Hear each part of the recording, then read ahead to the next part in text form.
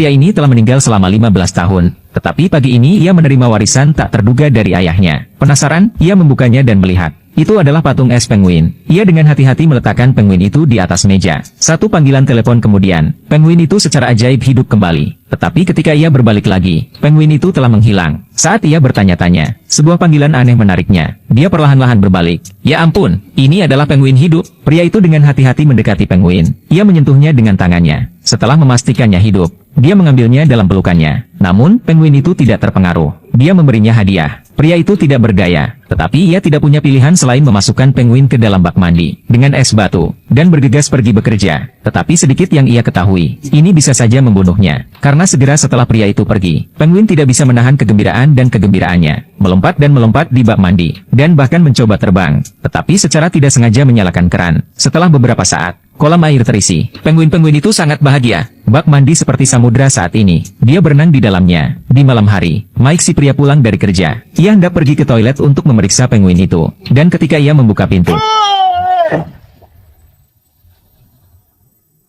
berkat tangan Mike yang cepat, dia tidak tersapu oleh air. Tetapi hal itu hampir membunuhnya. Tetapi kemudian penguin itu memberinya hadiah lain. Mike tidak tahan lagi. Ia memutuskan untuk mengusir penguin itu. Ketika ia menghubungi banyak organisasi, dan tidak ada satupun dari mereka yang bisa mengambil penguin itu. Tidak ada yang bisa ia lakukan. Mike tidak punya pilihan selain melawan penguin sampai akhir yang pahit. Dan begitulah adanya. Mike dan penguin saling menatap satu sama lain. Malam telah berakhir. Keesokan paginya,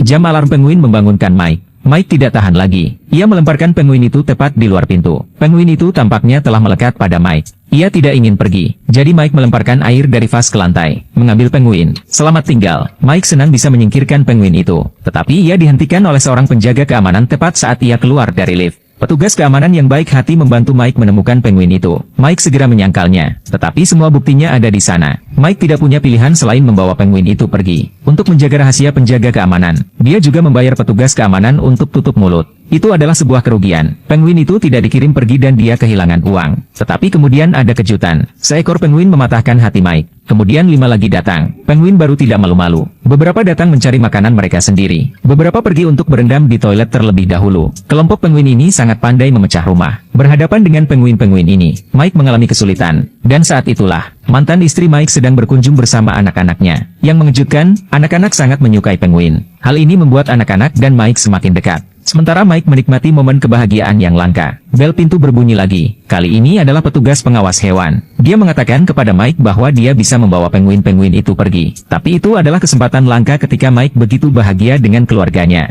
Ia tidak tega merusaknya. Jadi, ia meminta staf untuk kembali di lain hari. Putranya mendengar percakapan mereka. Ia membuat ayahnya bersumpah bahwa ia tidak akan pernah memberikan penguin-penguin itu. Mike harus setuju. Meskipun Mike tidak menyukai ruangan penguin. Tetapi kabar baiknya adalah, anak-anak secara sukarela datang kembali besok. Hal ini tentu saja membuat Mike, yang biasanya hanya melihat anak-anaknya setiap setengah bulan sekali, merasa senang. Tetapi bagaimana bergaul dengan 6 penguin? Itu adalah tugas yang sulit bagi Mike.